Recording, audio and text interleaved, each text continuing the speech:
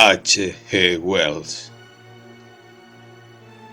El Valle de las Arañas.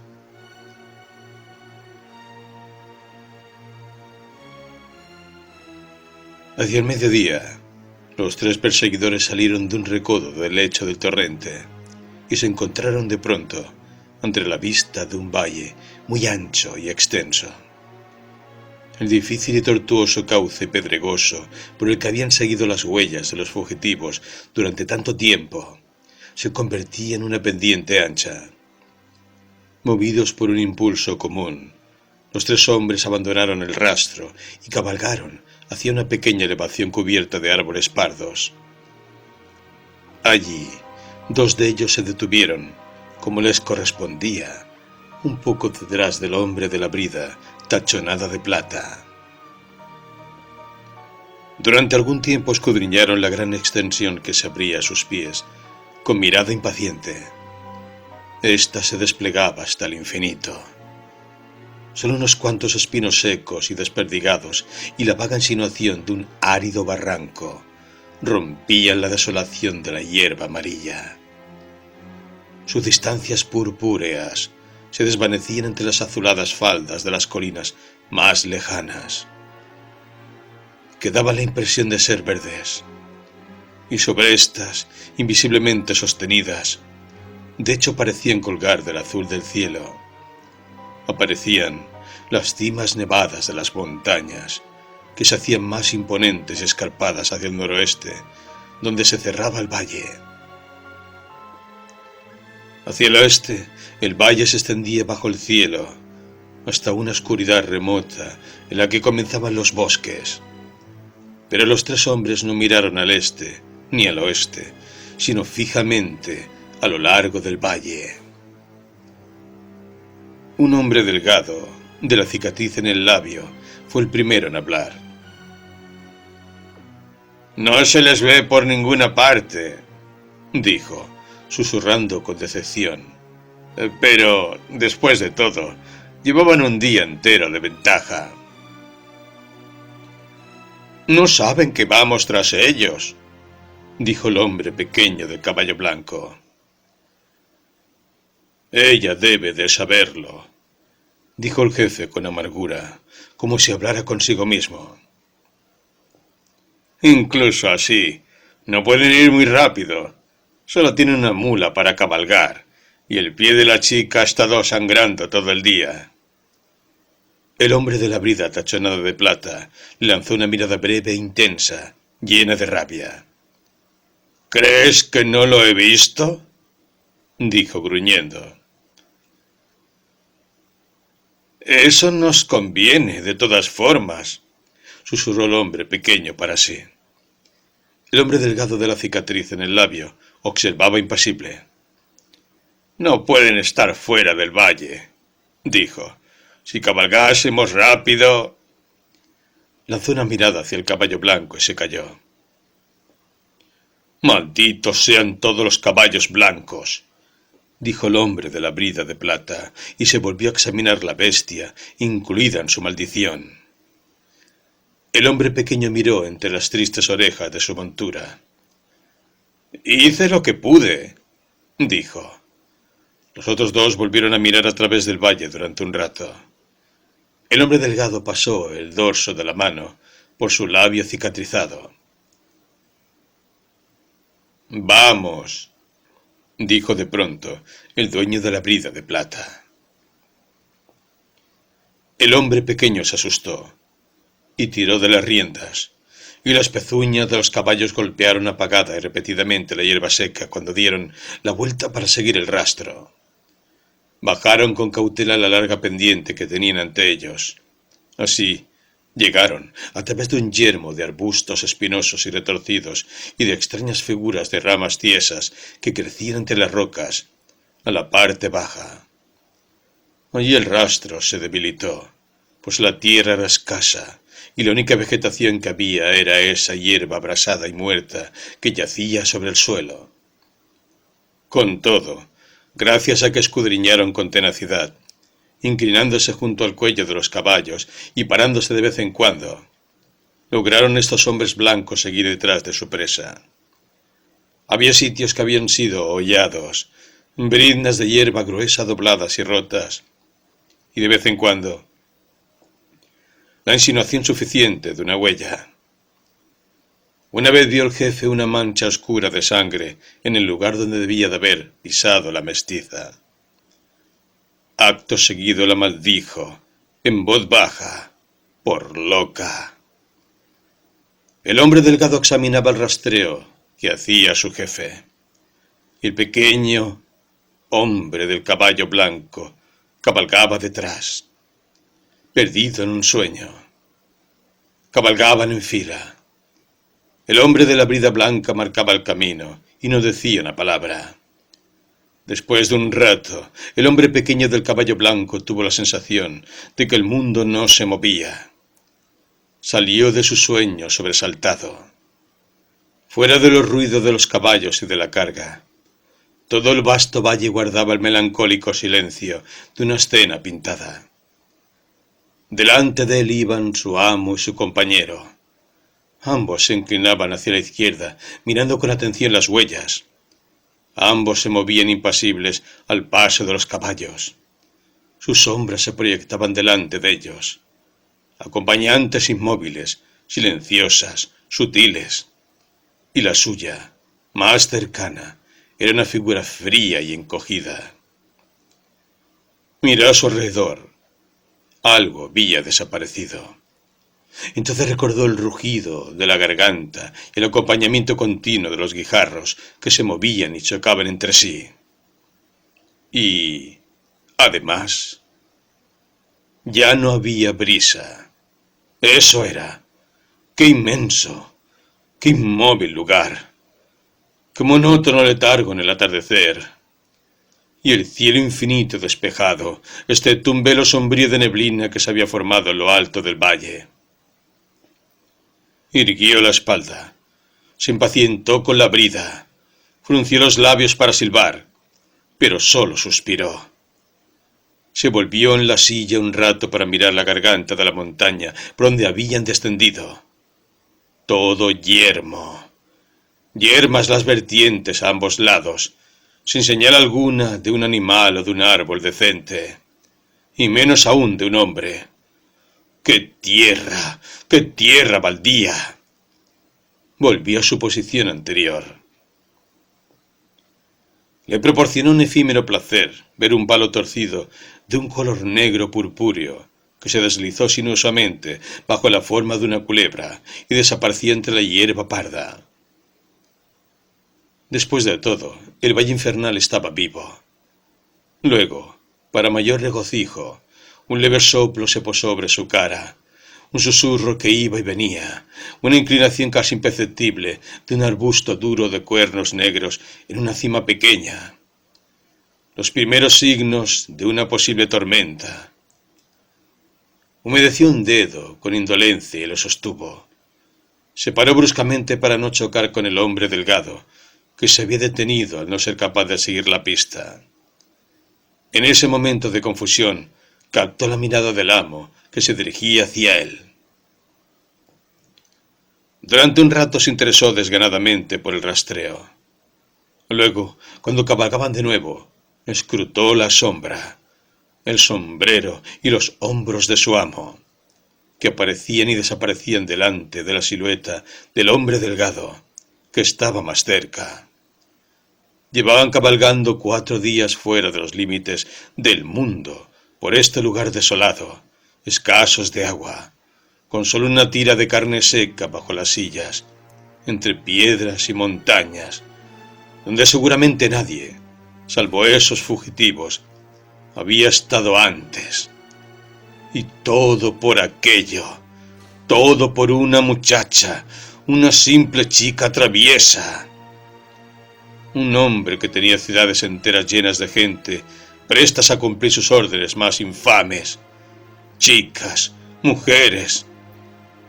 ¿Por qué, en nombre de una locura apasionada, tenía que ser esta, en concreto? Se preguntó el hombre pequeño, y frunció el ceño, y se lamió los labios resecos con una lengua ennegrecida. Era el deseo del amo. Eso era todo lo que sabía. Solo porque la muchacha quería escaparse de él. Su mirada abarcó una fila entera de cañas altas que se inclinaban al unísono. Luego, los flecos de seda que colgaban de su cuello se agitaron y cayeron. La brisa soplaba más fuerte. De algún modo se llevaría la inmovilidad inflexible de las cosas, y eso estaba bien. ¡Demonio!, dijo el hombre delgado. Los tres se detuvieron en seco. ¿Qué?, preguntó el amo. Allí, dijo el hombre delgado, señalando algo en el valle. ¿Qué? Algo viene hacia nosotros. Y mientras hablaba, un animal amarillo coronó una elevación y bajó amenazadoramente hacia ellos. Era un gran perro salvaje que corría en la dirección del viento, con la lengua fuera, a paso firme, y con tanta decisión que no pareció ver a los jinetes a los que se acercaba. Corría con el hocico levantado sin seguir, estaba claro, rastro ni presa. Cuando estuvo más cerca, el hombre pequeño agarró su espada. «¡Está loco!», dijo el jinete delgado. «¡Gritemos!», dijo el hombre pequeño, y gritó. El perro seguía su carrera, y cuando la espada del hombre pequeño estaba ya desenvainada, se echó a un lado y pasó jadeando velozmente. El hombre pequeño siguió con la mirada su carrera. «No tenía espuma», dijo. Durante un rato el hombre de la brida de plata examinó el valle. «¡Vamos!», gritó finalmente. «¿Qué importancia tiene esto?», y sacudió el caballo para reanudar la marcha. El hombre pequeño dejó de pensar en el misterio insoluble de un perro que no huía más que del viento y se hundió en profundas meditaciones sobre la condición humana. «Vamos», susurró para sí. ¿Por qué le es dada a un hombre la facultad de decir «vamos», con esa fuerza asombrosa de efecto? Siempre, a lo largo de su vida, el hombre de la brida de plata lo ha estado diciendo. Si yo lo dijera, pensó el hombre pequeño. Pero la gente se asombra cuando no se obedece al amo, incluso las cosas más insensatas. Esta mestiza le parecía a él, y a todo el mundo, una loca, casi blasfema. Comparando, al hombre pequeño le pareció que el jinete delgado de la cicatriz era tan robusto como su dueño, tan valiente quizá más, y sin embargo tenía que obedecer, solo obedecer ciegamente, sin vacilación. Algunas molestias en las manos y rodillas atrajeron la atención del hombre pequeño hacia cosas más inmediatas. Se dio cuenta de algo y se puso a cabalgar junto a su compañero, el hombre delgado. «¿Notas algo en los caballos?», dijo en voz baja. La cara delgada miró con un gesto de interrogación. «No les gusta este viento», dijo el hombre pequeño, y se colocó detrás, al ver que el hombre de la brida de plata se volvía hacia él. «No veo nada raro», dijo el hombre de la cara delgada. Siguieron cabalgando un rato en silencio. Los dos primeros cabalgaban echados sobre el rastro. El último contemplaba la neblina que descendía arrastrándose poco a poco por la inmensidad del valle, y advirtió cómo el viento soplaba cada vez más fuerte. Lejos, a la izquierda, una línea de masas oscuras, jabalíes quizá, bajaban galopando por el valle, pero no dijo nada, y tampoco hizo ningún comentario sobre el desasosiego de los caballos. Entonces vio primero una gran bola blanca y luego otra, grandes, blancas y brillantes como vilanos de cardos, que eran empujadas por el viento a través del camino.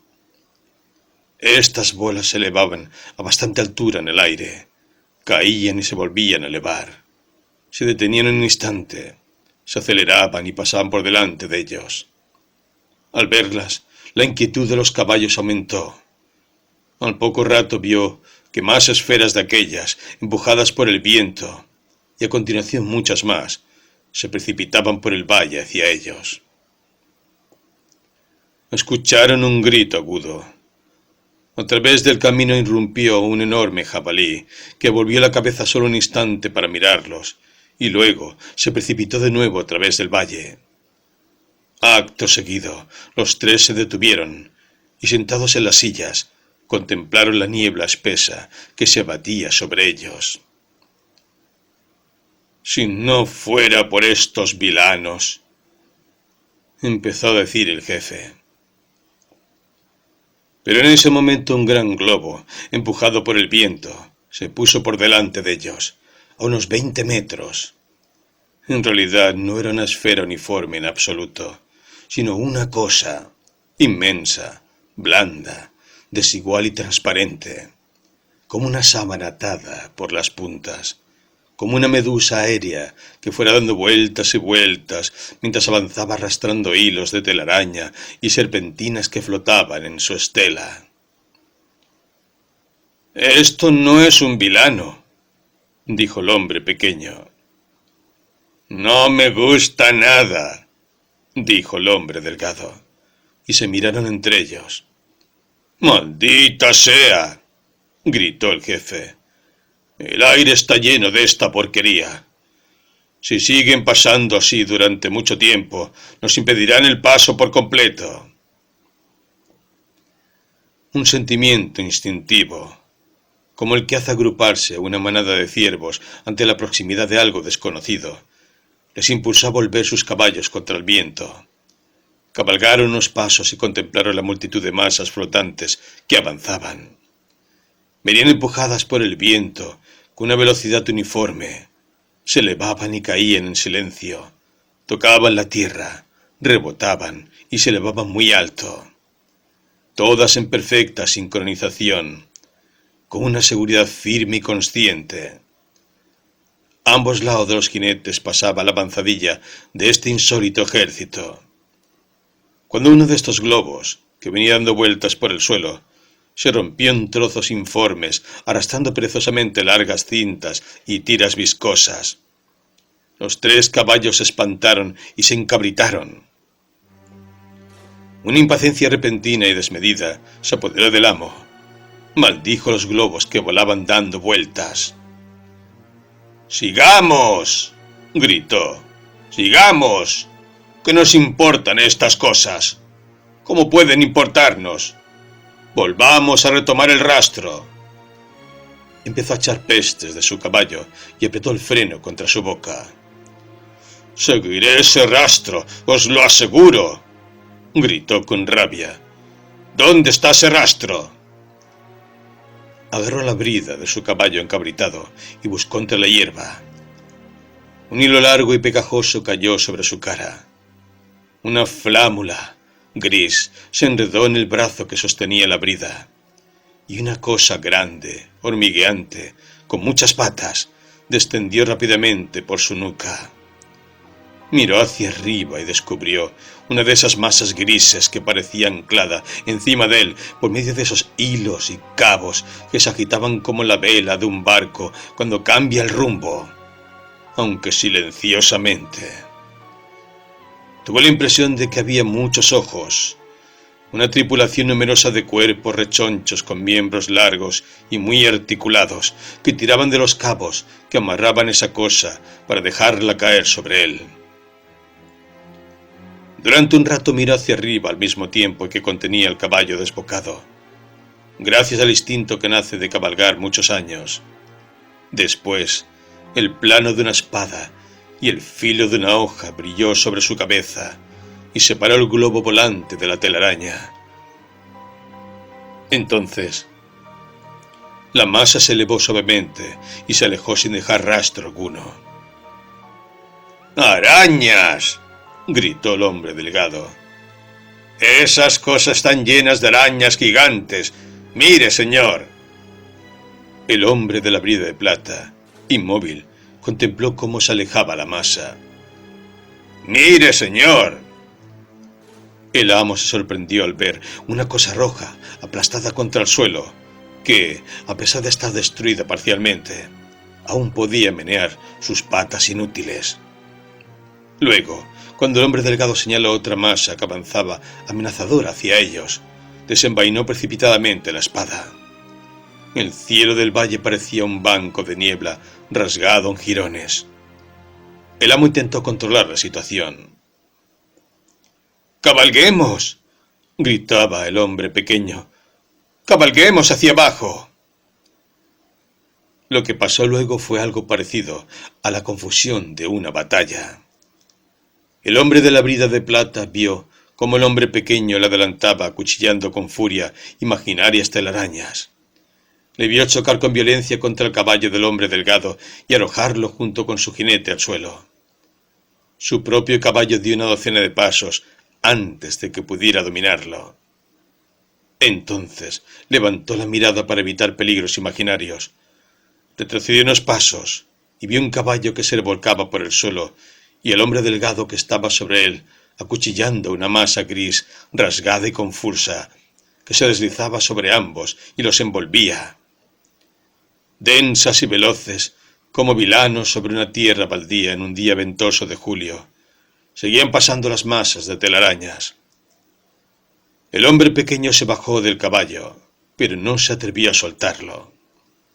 Se esforzaba por hacer retroceder con un brazo a la bestia enfurecida, mientras que con el otro golpeaba a ciegas con su espada. Los tentáculos de una segunda masa gris se enredaron en la lucha, y las amarras de ésta se rompieron y se hundieron lentamente. El jefe apretó los dientes, agarró la brida, bajó la cabeza y espoleó al caballo.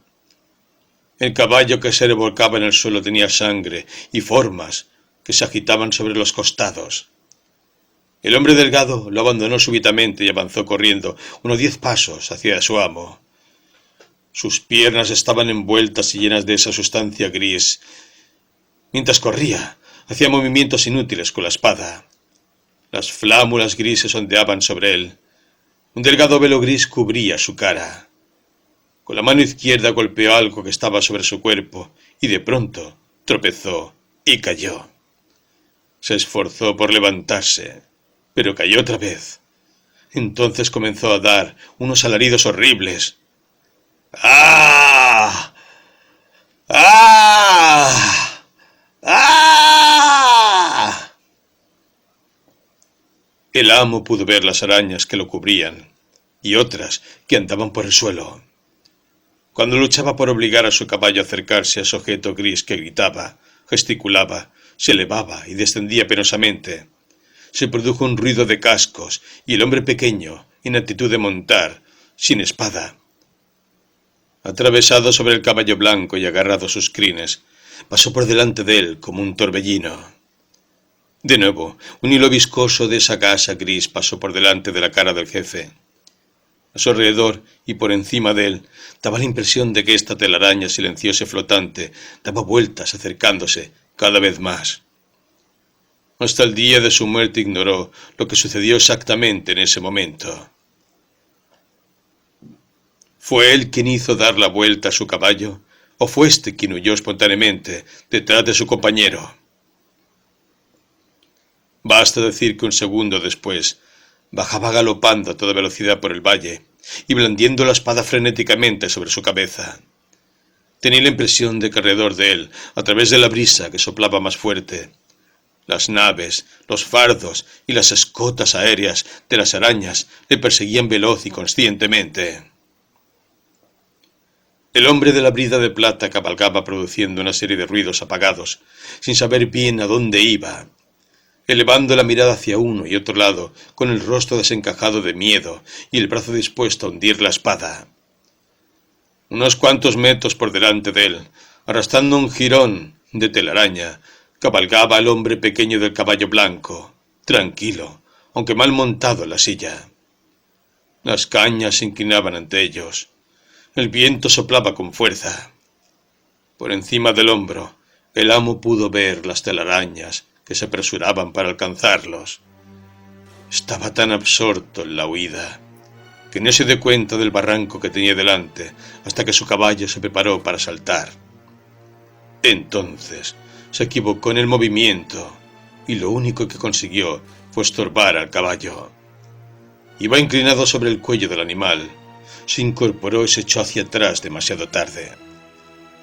Pero si con la excitación había errado el salto, al menos no había olvidado cómo se debe caer. Cuando estaba en el aire, volvió a comportarse como un verdadero jinete. No salió mal parado, pues solo sufrió una contusión en un hombro y su caballo rodó dando coces convulsivamente hasta que se quedó inmóvil.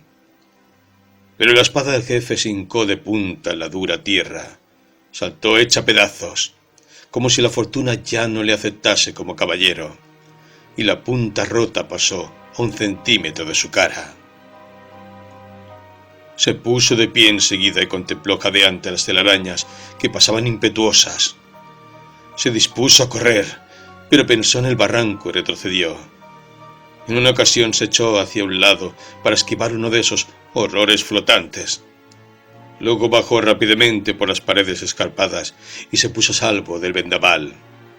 Allí, resguardado por los abruptos terraplenes del torrente seco, podía observar sin peligro cómo pasaban esas extrañas masas grises hasta que el viento cesara y fuera posible escapar.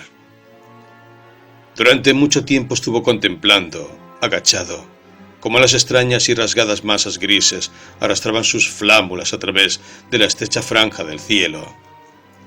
Mientras esperaba, una araña extraviada cayó junto a él, en el barranco.